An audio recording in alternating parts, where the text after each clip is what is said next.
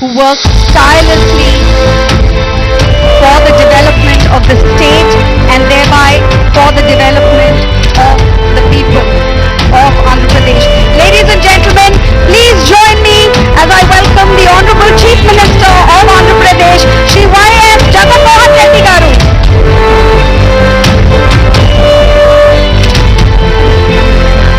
Thank you very much, sir, for joining us. On behalf of the people of Andhra Pradesh and on behalf of all the industrialists, the industry leaders, business leaders and entrepreneurs who are gathered here today, I would like to thank you for creating an atmosphere for both development and dialogue, of which was born the Development Dialogue of Andhra Pradesh 2024. May I request you, sir, to please engage with the audience and tell them more about this initiative in your own words.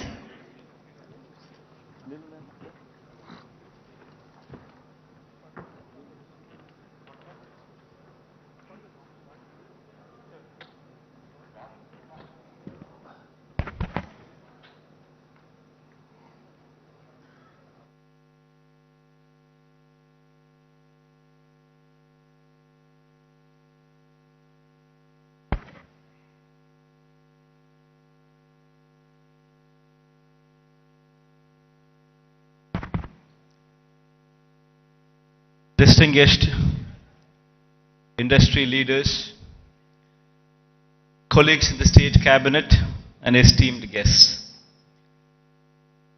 I think koncham Telugu, koncham English, I think I'll go together. Because target audience is just not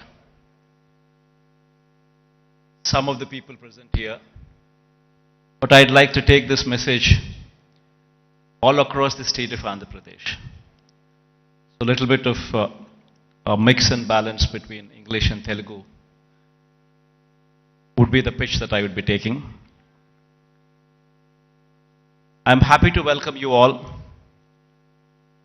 to the Vision Visakha Programme. In fact, today all of us are gathered here to discuss about what Visakhapatnam means to all. Why does the state need Visakhapatnam? It's indeed a fact. Post bifurcation, the successor state, that is the current state of Andhra Pradesh,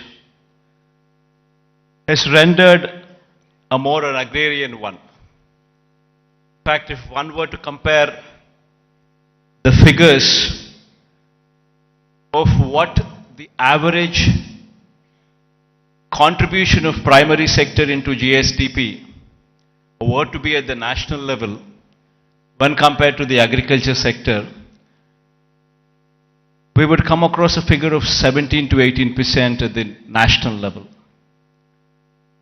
Whereas when it comes to our state, we're talking about a figure of 35%.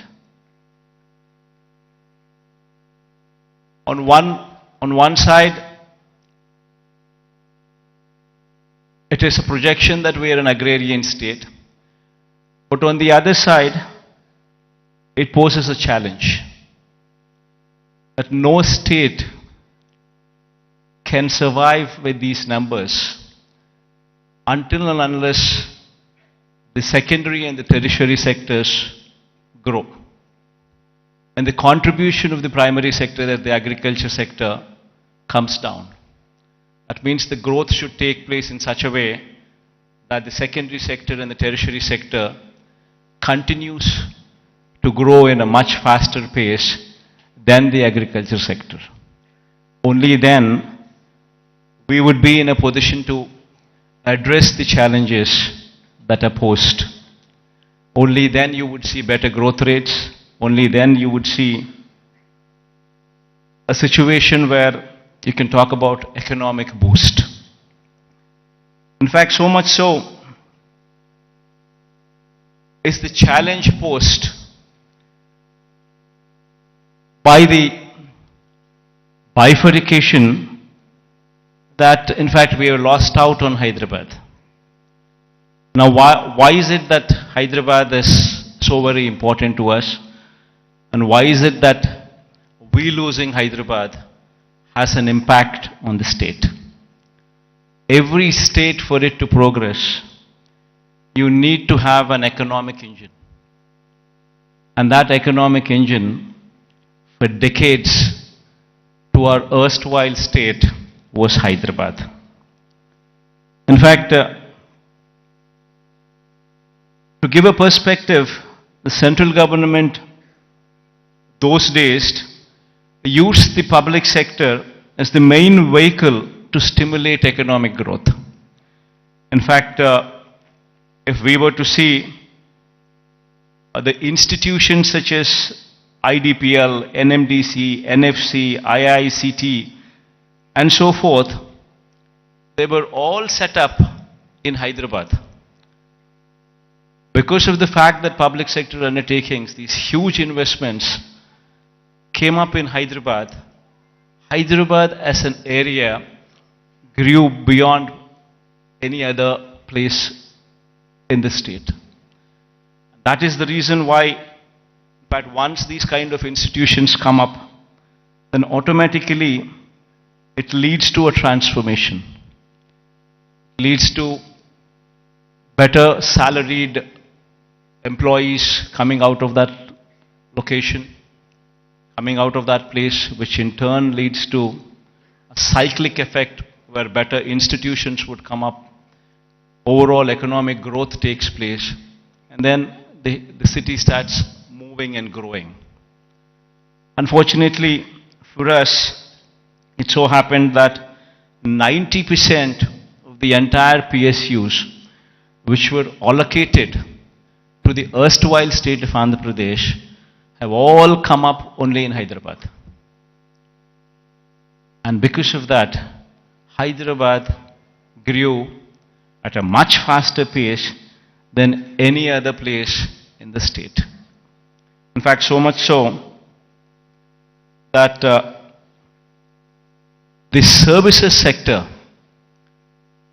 in Telangana, for instance, is now currently positioned at a 62.87%, the tertiary sector, whereas the national average is 55%. And in the tertiary sector, state of Andhra Pradesh, we stand at mere 40%. So the agriculture sector, what should be at 17% as a national average, we are at 35%.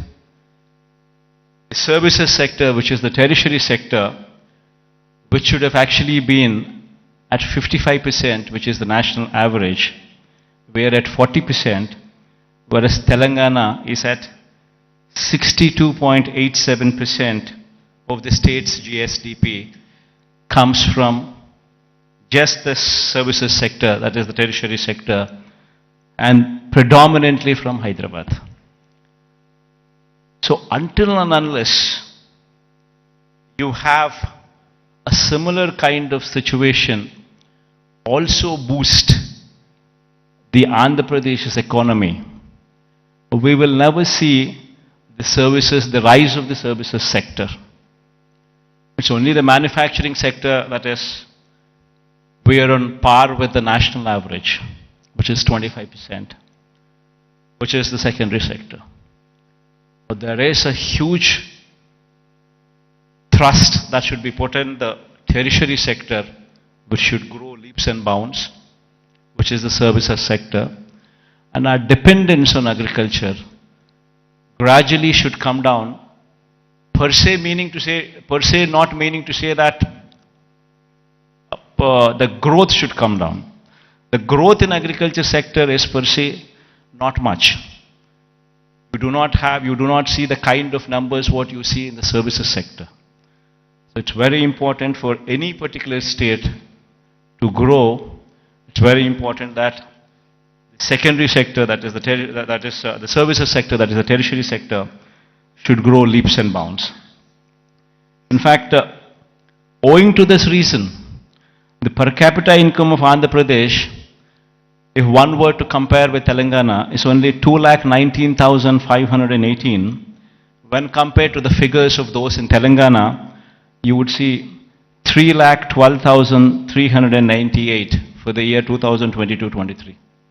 This is the per capita income. Predominantly it is coming from Hyderabad. The reason why I am saying this is we would have to have a balanced growth. We would have to harness the strengths that we have. We have a huge coastline of our second largest coastline, in fact, in the country. 974 kilometers of coastline. Now, this is one potential that we need to harness to ensure that we have an economy which is port-led economy, which would support the manufacturing side. While we support the manufacturing side through port-led development, developing our 974-kilometer coastline with various nodes, industrial nodes coming up closer to the ports. While we do so, we also need to strengthen our services sector, developing Visakhapatnam, developing Vizag. It's got to be a mix of both. Only then we would see this kind of growth rate. In fact, to do so, we have, in fact, the state of Andhra Pradesh, before 2019, that is before our regime had come in, the state of Andhra Pradesh had 6 ports in 4 locations.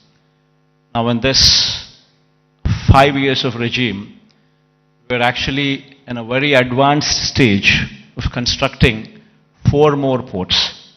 In fact, at a rapid pace, the construction of the ports is going on. In fact, 16,000 and odd crores of investment is going in. We've already incurred more than close to 4,000 crores of this investment. And Ramayapatnam is one particular port where, in fact, my people are saying that going forward next month, you would actually see a ship coming into the port. So much so has been the progress. And similar progress one can also see if one were to visit these ports, be it Ramayapatnam port, which is going at a massive pace, be it the Machilipatnam port, which is also progressing at a very, very brisk pace. So is the progress in Kakinada also. It's a private port though, Kakinada being. And then the Mulapeta port coming up in Srikakulam is also moving at a very, very brisk pace. So 3 of them are coming up in government sector, 1 of them is coming up in the private sector. All 4 are moving in a very, very brisk pace. So what we're currently doing is developing what we had 6 ports earlier in 4 locations, we're developing 4 more. And then we're building 10 fishing harbors to support blue economy. We now currently have every 50 kilometers one travels through the coast. Every 50 kilometers you would either see a fishing harbor which is being constructed or a port which is in existence or one being constructed. So every 50 kilometers per se you actually have a booster for the economy currently in the state available. We're also building 6 fish landing centers as well. And then there is a lot of focus on greenfield electronics manufacturing cluster, development of nodes which is taking place. This greenfield electronics manufacturing cluster is coming up at Koparthi and YSR district, and industrial parks in Achutapuram, Orvakallu and Krishnapatnam. These are all some of the several steps taken by the state government to ensure that development is more balanced across the state. In fact, as I've said, as I've been speaking, such is the proactive nature of the government And such is the conducive business-friendly environment prevalent in the state that consistently for the past 3 years, in the category of ease of doing business, the state is rated number 1. This is one major achievement that the state can boast about, trying to showcase that we per se are very friendly to very friendly to industrialists. Now, having said that, it has attracted almost 13 lakh crores in the Global Investors Summit, which we concluded last year. 352 MOUs were signed, an employment potential of close to 6 lakhs. And at a brisk pace, these MOUs are being translated into reality. In fact, out of 352 MOUs that we have actually signed, in fact, 39% of these MOUs have actually translated into actual commissioning of the plants. So at a brisk pace, these things are happening, and we have also been, the economy per se, if one were to look at it, just doesn't come with only the elite or the aloof or the big manufacturing sector alone coming up. It's got to be a mix of everything. In fact, so much so that I would say that the state government has implemented in these 5 years several welfare programs orienting them towards sustainable self-employment. In fact, every scheme of the state government, if one were to notice the schemes, especially the welfare schemes, one would be surprised to see what kind of a transformational bearing these schemes have. To begin with, everything is DBT, direct benefit transfer, where there's no middleman in between, where everything is transparent and there's no corruption there. Now, having said that, every scheme is hand-holding women. So much so that every scheme is translating. Say, for instance, I speak about Cheyuta as one particular scheme. The scheme actually narrates hand-holding women, the same particular woman, consistently for 4 years, every year giving 18,750 rupees for the same woman. So in 4 years' time, you actually handhold the same woman, giving every year 18,750 to the same women. While we are doing that, we ensured that there is a bank tie-up also coming into picture. We've also ensured that big companies, starting from Amul to ITC, to Reliance, to Procter & Gamble, to such kind of big companies also partnering with these women in sharing opportunities, in showing them livelihood opportunities. So it's a mix of state government supporting the same women so that these women stand on their feet. Likewise, if one were to see every scheme that the state government has been undertaking in these 5 years, every scheme is a combination of livelihood opportunities, either provided to strengthen the current existing livelihood opportunities or to create new ones. In fact, if one were to actually look at how the employment cycle goes, most of the employment cycle doesn't come from government employment. Government employment per se, before we had come in, probably we had 4 lakh jobs in government sector. And probably our government, being very proactive in actually providing for jobs, could actually create another 2 lakh jobs, which is actually very high. Before we had come in, we had 4 lakhs for decades. And after we had come in, we actually created 50% more jobs in government sector. But that is where it can end. It cannot go beyond that. You're talking about 4 lakhs being to 6 lakhs.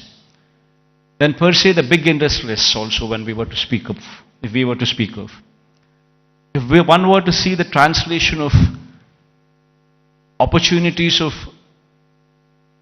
jobs actually created per se for investment that is actually put in, would probably translate to probably 1 crore of investment translating into one particular job. Not much. Maybe adding to another 2 or 3 lakhs, not beyond that. The major contribution comes from 3 other sectors. One is agriculture, which actually constitutes 62% of the workforce. Now what we have done is support agriculture, where in fact the best part in agriculture is, the challenging part in agriculture is, even though the fact still remains that 62% of the population depend on agriculture, the fact is 50% of the land holding is less than 1.25 acres, that is half hectare. If one were to translate this land holding into, for calculation's sake, as to up to 1 hectare, if one were to take into consideration, then you're talking about 70% of the land holding is within 1 hectare. We have very small and marginal farmers, and if these small and marginal farmers do not make money, the economy is shattered.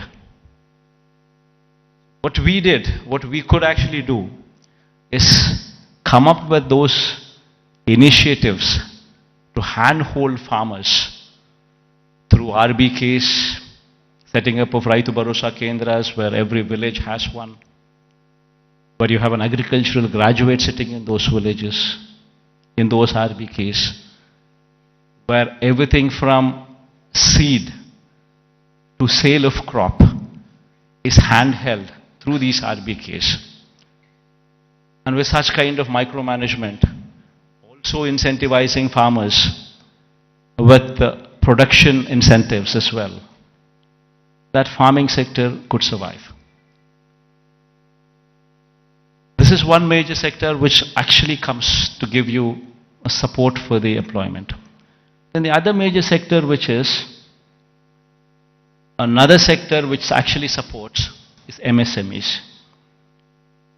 MSMEs also, if one were to speak of, talking about if industries, mega industries, big industries constitute maybe 3 lakh, 4 lakh jobs, you're talking about MSMEs which actually constitute more than 30 lakh jobs. There per se, the employability rate is more.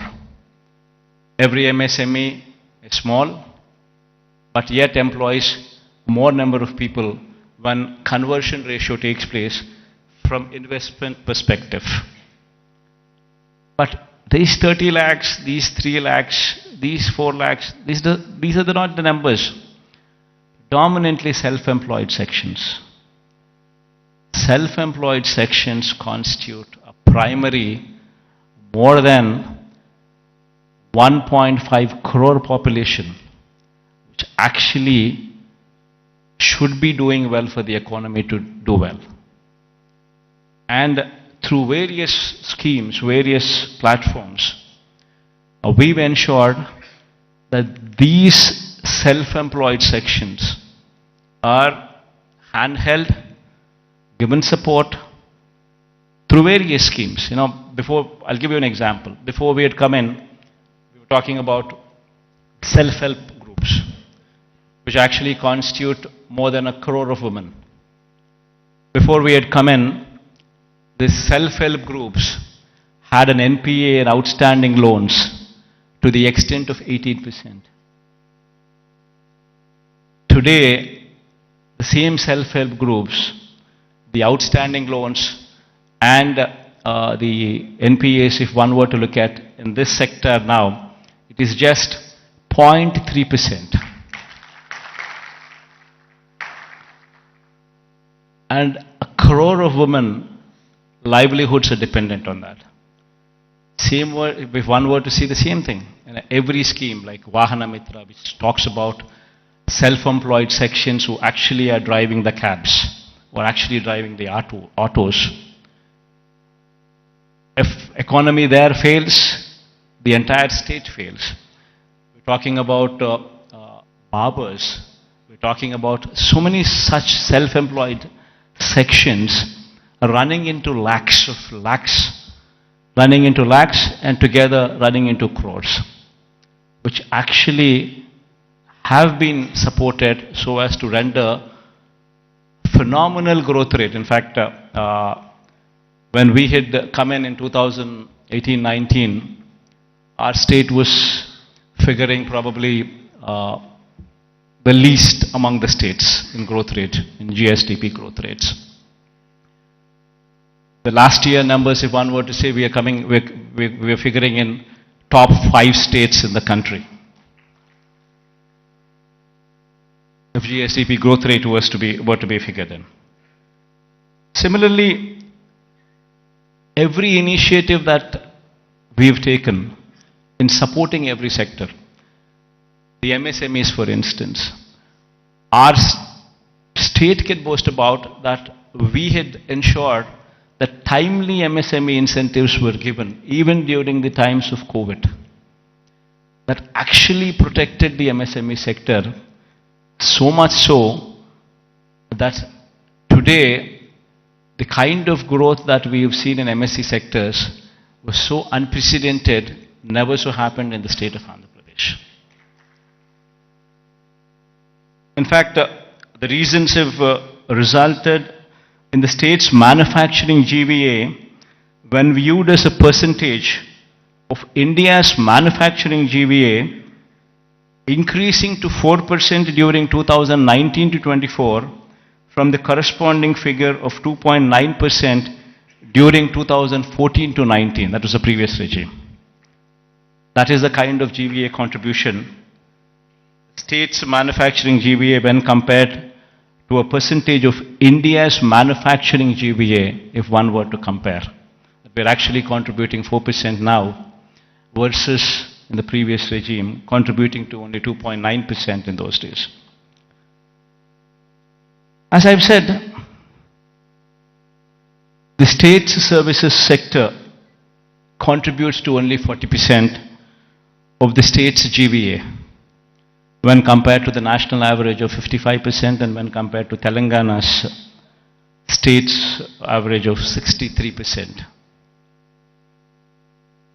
Now this is a position that was occasioned by the state's bifurcation that has deprived Andhra Pradesh of Hyderabad city and the economic benefits associated with it.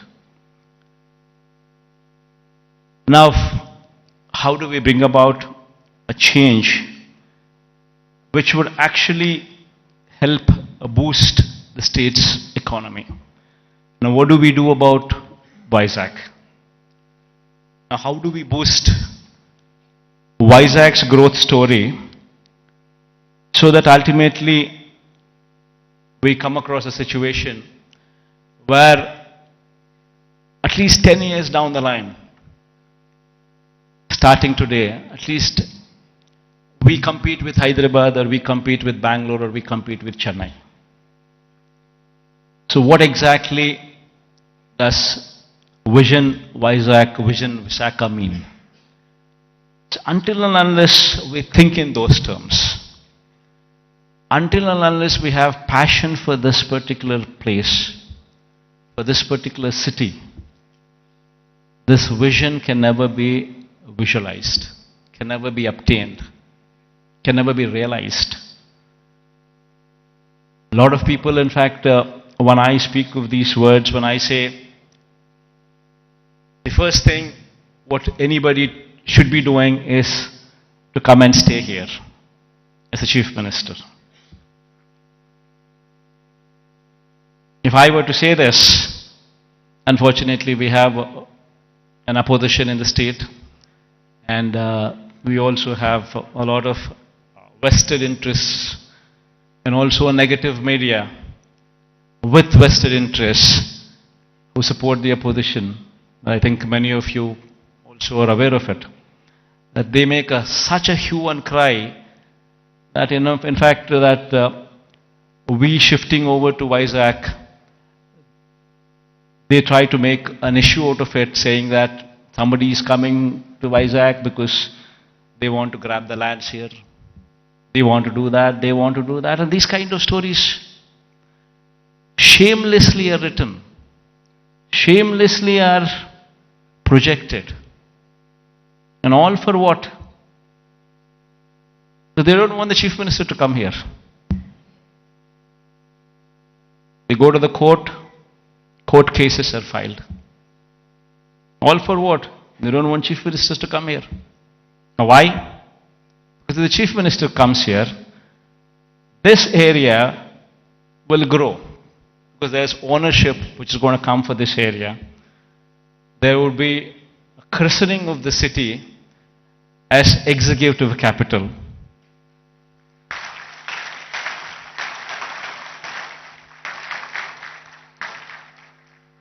So they don't want the Chief Minister to come here because they have vested interests elsewhere. They bought land before the capital could be announced elsewhere. Thousands of acres in private hands, Benami lands. And they're all scared. The moment this becomes the executive capital, the land rates there would further plunge. And because of this vested interest, today, Vizag has taken the beating. So going forward, I'm here to assure everybody here that there would be changes.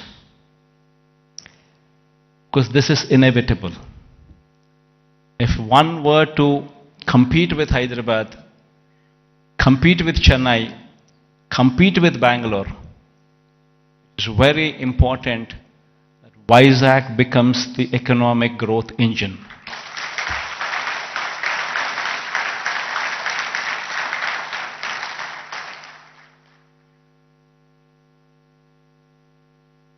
That is it. In fact, if I were to have any vested interest, probably I would be speaking about Kadapa.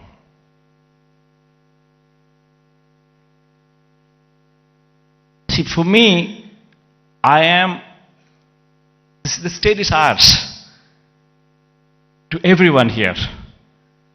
And one in my place should think in terms of what is good for the next generation. How would we want our children to be positioned? How are the state's revenues going to be? Where is the growth going to come from? And how exactly can we boost these revenues to support the growth of Andhra Pradesh? If we do not think like this in terms of growth for Vizag, then who would think? If the vision of the leader is wrong, if the vision of the leader is negative, then Vizag will not grow. Today, unfortunately, only person standing for Visakhapatnam as executive capital is only me.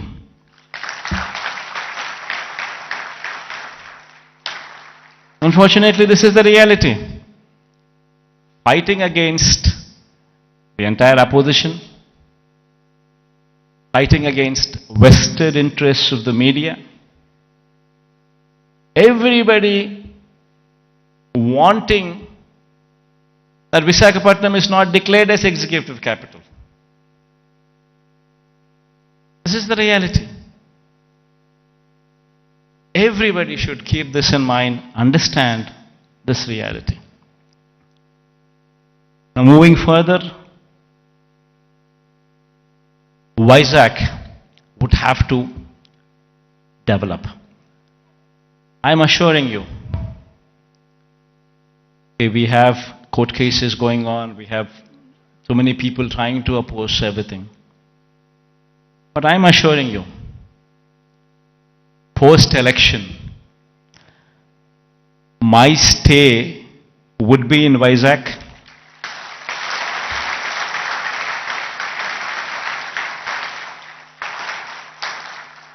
In fact, my swearing-in ceremony also would be in Vizag.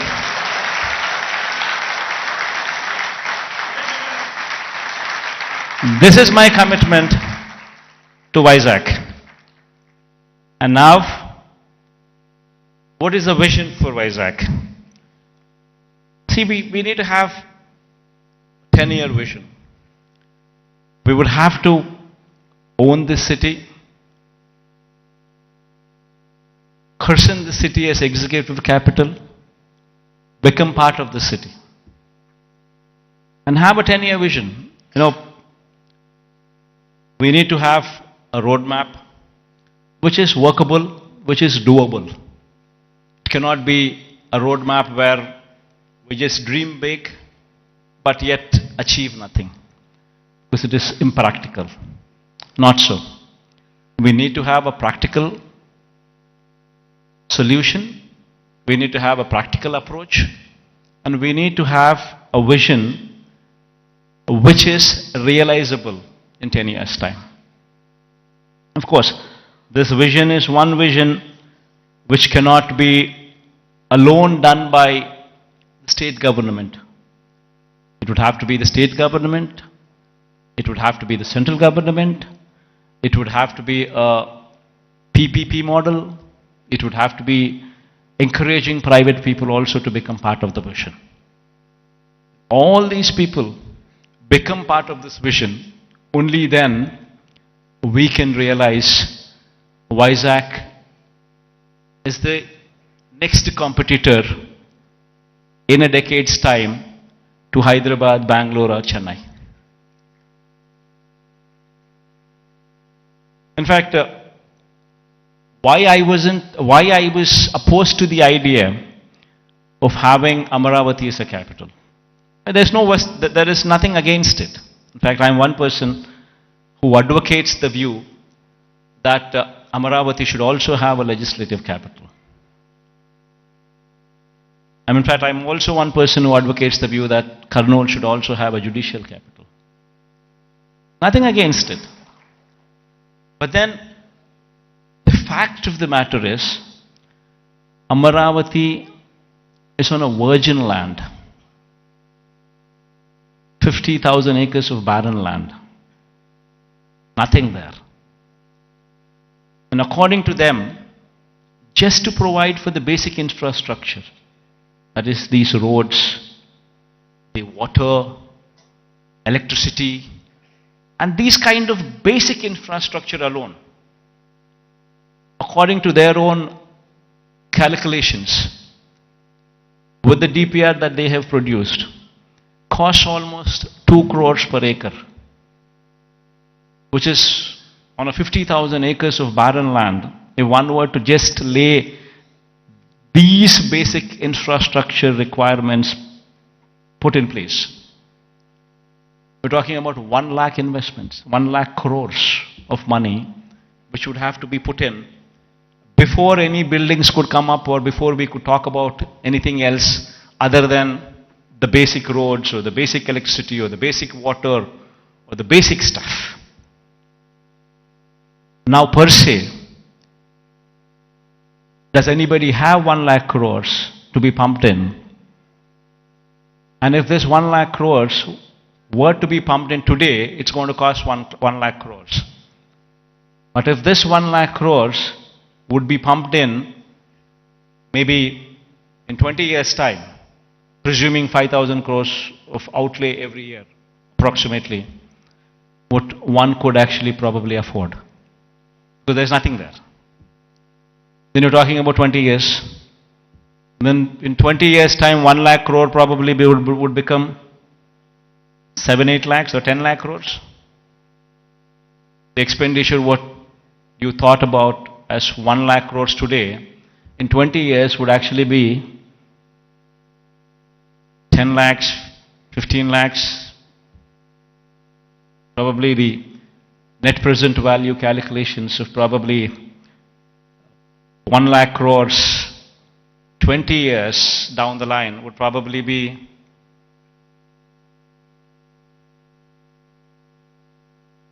one were to calculate 1 lakh crores today, 20 years down, it would be 10 lakhs, 15 lakhs, 20 lakh crores. And which is going to be a dream chasing. You would never be anywhere. That is the reason why I say I'm nothing against it. It's only something that we can't do it. Whereas here in Vizag, we have a place which already has this basic infrastructure put in place. We already have roads. We already have good roads. We already have electricity, good electricity. We have good water connections. We have good everything. Basic infrastructure is already put in place. So all what we need to do is, given that finishing touches, just give it a little bit of finishing touches, and it would transform into something much, much, much bigger. And what are those finishing touches that we need to give? An iconic secretariat. The moment we shift here and christen it as executive capital, you obviously would have the entire employees also come and station here, for which a secretariat building. Why construct an ordinary secretariat building? Construct something iconic, which would stand out, which would attract the entire country to see. An iconic secretariat, an iconic convention center. People talk about one of Geo Convention Center. The latest, the biggest, the best. These are the names that they give. If we have something like that, not much of a cost. Why can't we have one here so that the entire world, entire country looks up? Iconic stadium. There's one in Ahmedabad. Investment is probably 800 crores, 1,000 crores. Not much of an investment. But the entire country talks about it. Entire country talks about that stadium. And whensoever a match is played between the countries, that stadium is glorified. It is spoken about by the entire country. Entire world sees that stadium. All these that I speak about are iconic. All these, if they were to be commissioned, would actually pitch Vizag on the global scale. Would draw eyeballs, not only of the country, but the whole world, to actually look at Vizag.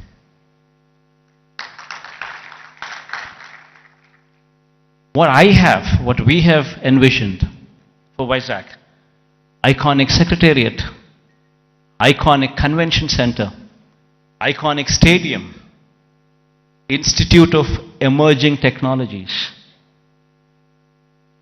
One beautiful institute wherein the talent for any emerging technologies is tutored here. If our students could be given that kind of skills, tutored here, this would be positioned as something else. We have the Bhogapuram International Airport coming up. At a very brisk pace, the work is happening. And within the next 15 months or 18 months, this project would actually see the light of the day. It's moving at a very brisk pace. Then connectivity to the Bhogapuram International Airport. A 6-lane beach corridor road with beautiful green lawns on either side of the roads. 6-lane road to Bhogapuram International Airport. They're talking about a metro rail. Our Vizag is probably the only metro, I guess, which does not have a metro rail. So getting funds for metro rail per se, I don't think it's that difficult. Because it might cost another 14,000 crores, but 60% of the funding comes in PPP model by the developer. Another 40% is to be shared by central and the state government. Central shares 20%, state shares 20% of the 14,000 crore investment. Of course, we are pushing for the entire 40% to be borne by the central government. That's a different story. But even if that doesn't happen, we're still talking about 20% contribution from the state government. And then you could actually see a 14,000 crore metro rail project also take off. Then we're building a Molapet port in Srikakulam. Within the next 1 year, the Molapet port would actually start functioning. And we have Vizag, Bhogapuram International Airport, which is 30 kilometers from the airport. And then from there, the Molapet port is just another 110 kilometers or so. So you have entire corridor from Vizag International Airport and then Molapet port. A horizontal growth corridor which could take off, which already has an existing national highway, I think 6-lane or 8-lane highway. It's already, the works are at a brisk pace.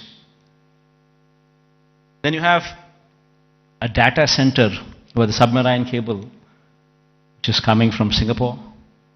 A data center, Adani is doing it. A huge investment, 27,000 crores of investment is coming there. And since it's a private investment, and Adani is doing it, the works of the land from our side, everything that needs to be done is already done. They've already started the work, the plans are submitted. And within the next 5-6 years, in a staggered way, in a phased manner, they would actually ensure that this project also comes up. Then you have hospitality industry, which also needs to be looked into, which also needs to be given a little bit of boost, for which we have ensured that Oberoi and Mayfair groups are given certain bits of land for them to develop 5-star plus resorts here as well in Vizag, where Vizag is short and it doesn't have resorts. It has some good hotels, but it doesn't have resorts. So this 5-star plus category resorts by Oberoi or Mayfair would actually bridge in that gap. The land has already been given to these private people and they're already on the verge of starting the construction, and within the next 2 years or so you would actually start them, you would actually see them commissioned. Then NTPC Green Hydrogen Project. This is also around about 30,000 crore investment of NTPC. This project, fortunately yesterday Prime Minister virtually laid the foundation stone. So this is also going to be a reality. So all these that I just spoke about, they're not things that cannot be achieved. All these things can be realizable.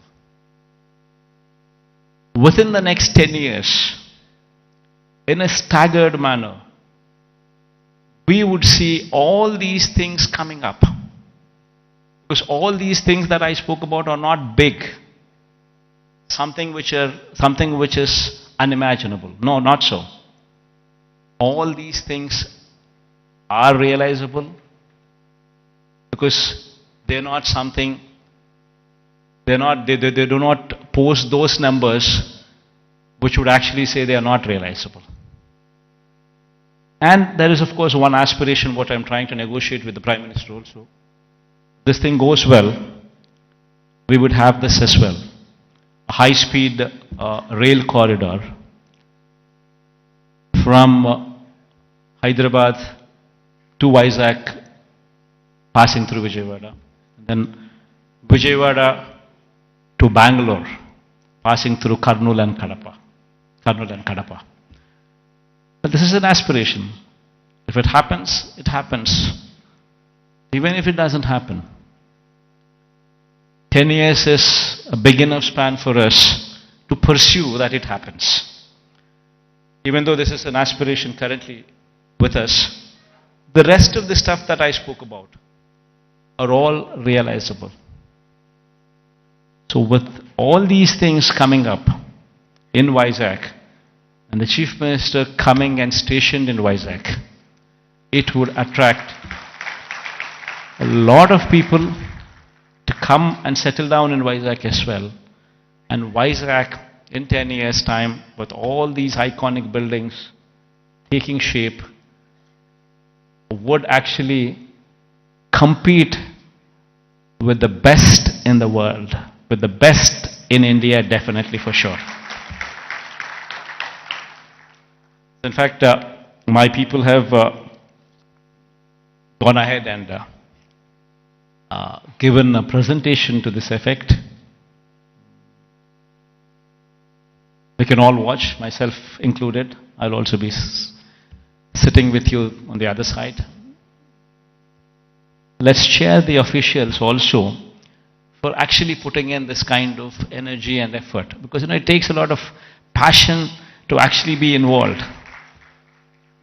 What needs to be done for Vizag, how do we do it, and it takes a lot of passion. And, in fact, when I was asked to come here, I said fine, because looking at their passion, I wanted to encourage them as well.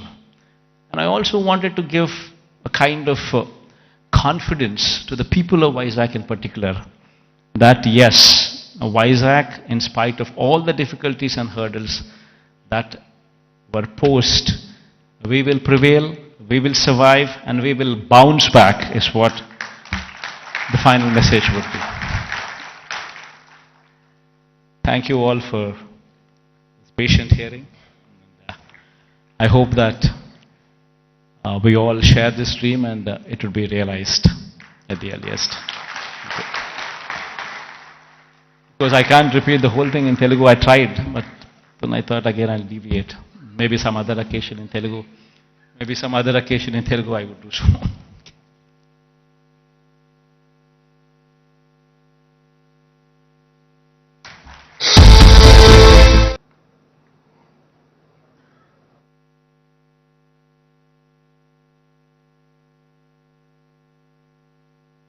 Confidence-inducing talk about his vision for Visakhapatnam and thereby the development of Andhra Pradesh.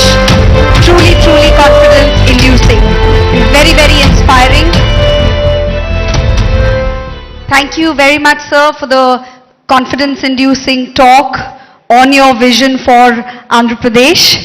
And thank you for joining the audience. It's a privilege for all of us that you will be watching the AV with them. I would now like to call upon Sri Lakshmi ma'am, Special Chief Secretary, Department of Municipal Administration and Urban Development, Government of Andhra Pradesh, to please come on to the dais and make the big announcement of the day and launch the AV.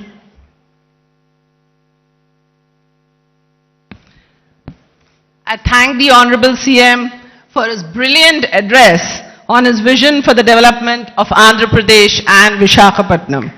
As part of the development roadmap of the state, we now present the development plan for the next 5 years for Visakhapatnam and its hinterland in the form of a magnificent film titled Vision Visakha.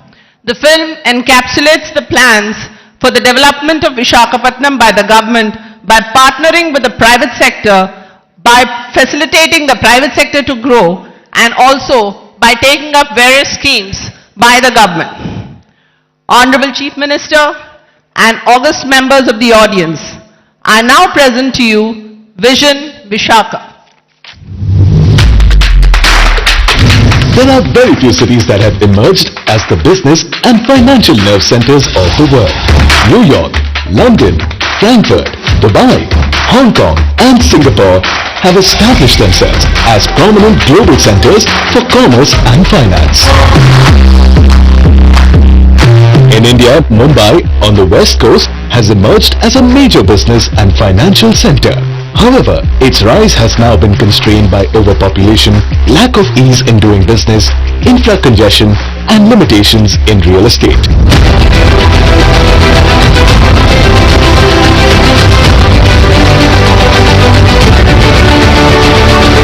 Located on the east coast of Andhra Pradesh, Vishakhapatnam now holds the potential to compete with some of the best cities in the world in development, innovation and natural scenic wonders. Rightly assessing the potential of Visakhapatnam to become a global cosmopolitan city and the enormous opportunities for it, Andhra Pradesh Chief Minister Shri YS Jagan Reddy has conceived the outstanding Vision Visakha. Vision Visakha aims to support Visakhapatnam as a home for high-class infrastructure, commercial activity, positive environment, sustainability and natural scenic beauty to go on to become a leading financial, fintech and artificial intelligence hub in the country and in the world. Spanning the next 5 years, this magnificent plan for Visakha has been chalked out with an approximate budget of 1,05,000 crores. The vision recognizes that the future of Visakhapatnam is predominantly linked to major sectors such as industry, port, trade, tourism, health, knowledge, circular and resilient economy, and an aerotropolis. Infrastructure will be developed in 5 categories: connectivity, industrial landscape, urban planning and city infrastructure, livability and social infrastructure, sustainability and climate resilience. The allocated percentages for these have been clearly mentioned in the vision. These investments are estimated to create more than 10 lakh jobs and employment opportunities in Visakhapatnam during this period.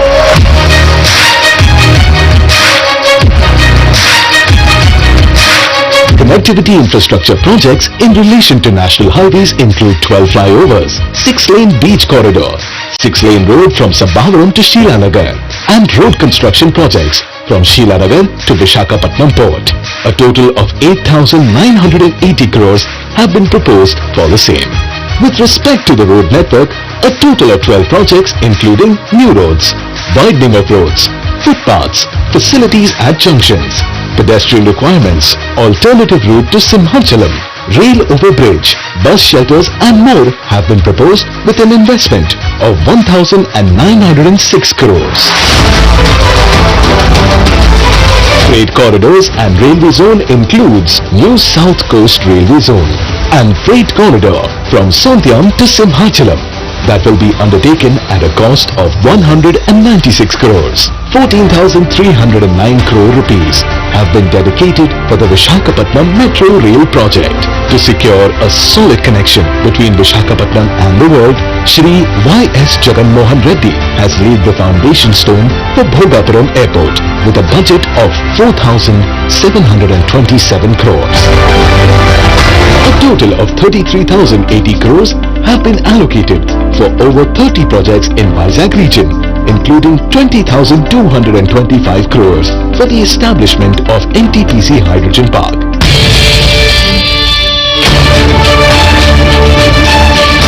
To develop Visakhapatnam as an IT hub, an integrated data center park, IT, ITES and Infosys Development Center have been proposed at Visakhapatnam Tech Park with a budget of 25,025 crores. Through these, the Honorable Chief Minister hopes to provide direct and indirect employment to around 5 lakh people. Foreseeing the need for uninterrupted power supply to attract investments, Shri YS Jagan Reddy allocated 3,166 crores for various electricity projects in Visakha Vision. In relation to urban planning and infrastructure of the city, investments of 975 crores are dedicated for fresh water supply projects. 1,550 crores have been proposed for an underground drainage project and 153 crores are allocated for the development of stormwater drains in the city. As far as livability and social infrastructure is concerned, 100 parks will be taken up with 50 crores for the recreation and health of the citizens.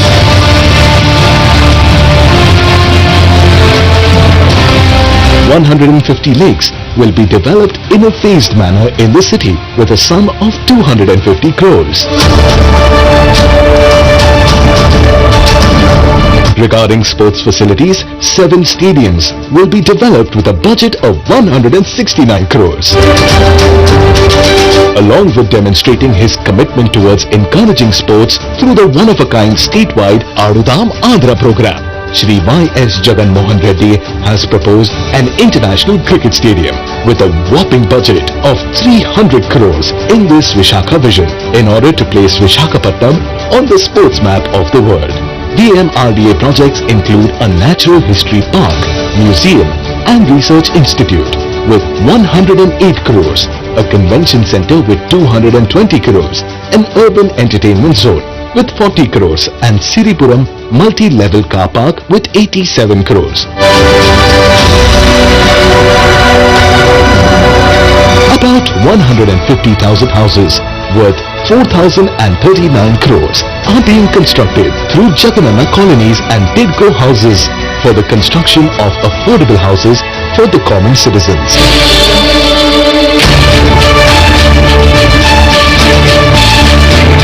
Visakhapatnam has unlimited opportunities in the tourism sector. With more than 30 beaches to attract tourists, there is no area better than Visakhapatnam for tourist development.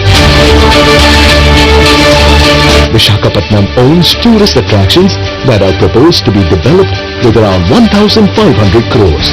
Apart from that, major star hotels like Oberoi, Mayfair will also be facilitated to attract global tourists to the city.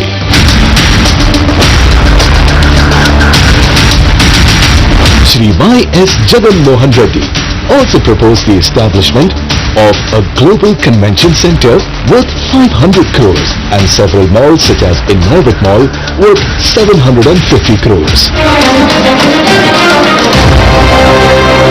Under the infrastructure for Eco Vizag, clean energy, 178.22 crores have been proposed for the development of Nagar Vanalu, Mudassarlova and Meghabrigadda floating solar plants, 2- and 3-wheeler electric transport projects.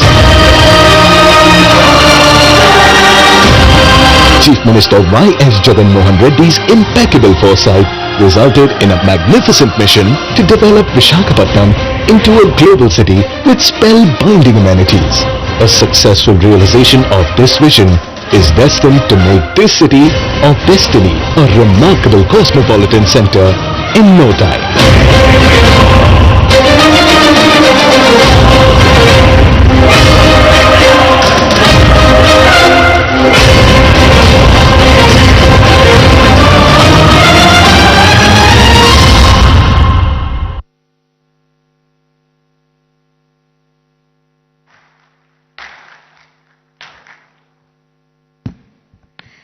That was a comprehensive roadmap presented to you, taking into consideration connectivity, livability, social infrastructure, urban planning, industrial growth, sustainability and climate resilience.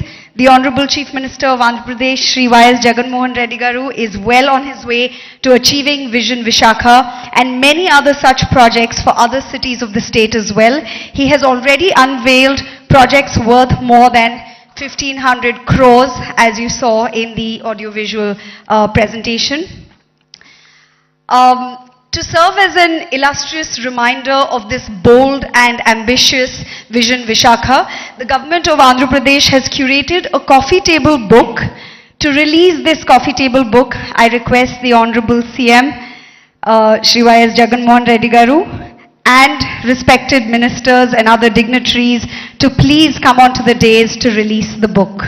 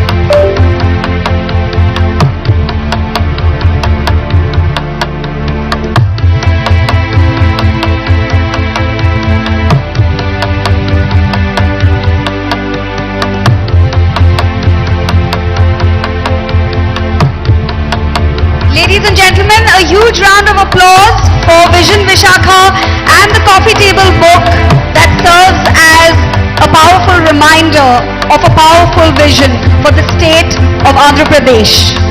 Under the able leadership of the Honorable Chief Minister, Shri YS Jagan Reddy Garu.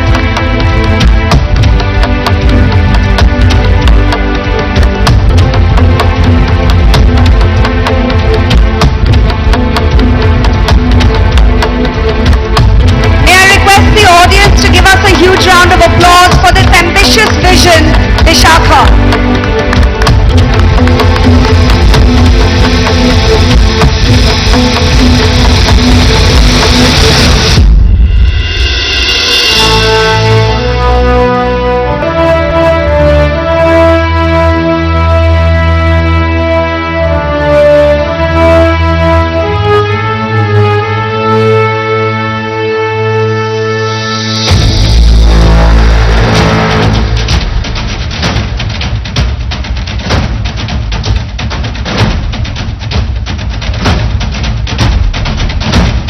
Thank you so much, sir, using this audience with your confidence, your passion for your vision, Visakha.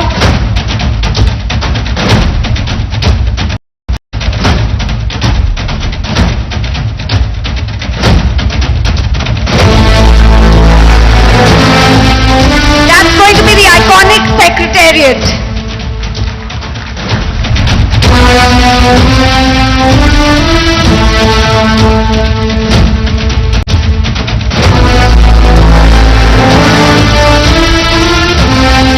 The iconic secretariat that will lure the eyes not only of the entire country but also of the entire world, as shared in Vision Visakha by the very driven, young, dynamic leader of Andhra Pradesh, the Honorable Chief Minister Shri YS Jagan Reddy Garu. I would also like to thank Shri Budimuthyala Naidu Garu, Deputy Chief Minister of Andhra Pradesh, Shri Gudivada Amarnath Garu, Honorable Minister of IT and Industries, Srimati Vedadala Rajani Garu, Honorable Minister of Health and Family Welfare District in charge, Shri Adimulapu Suresh Garu, Honorable MAUD Minister, Shri YV Subbareddy Garu, Honorable MP of Rajya Sabha, Shri